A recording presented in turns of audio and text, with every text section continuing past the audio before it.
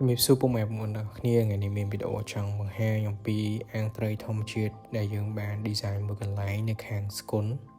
ដែលមានទីតាំងនៅម្លប់ស្តៅកាហ្វេបើសិនជាបងប្អូនមានពេលវេលាអាចមកសាកញ៉ាំកាហ្វេហើយ enjoy ជាមួយនឹងអាងត្រីរបស់យើងបាន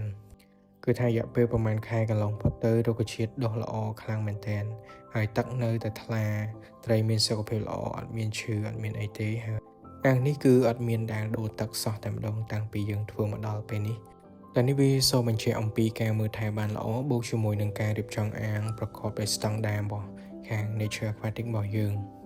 ដែលផ្ដោតសំខាន់ទៅលើគុណភាពនិងសោភ័ណភាពជាមួយនឹងតម្លៃសមរម្យមែនទែនអញ្ចឹងបើសិនជាបងប្អូនទាំងអស់គ្នាអាចមានពេលវេលាអញ្ជើញទៅពិសាកាហ្វេនៅខាងលុបស្ដៅកាហ្វេហើយបើសិនជាបងប្អូនទាំងអស់គ្នាមានតម្រូវការ design អាងត្រីធម្មជាតិបែបនេះអាចទាក់ទងមកកាន់ក្រុមការងារ Nature Aquatic របស់ពួកយើងបានអរគុណ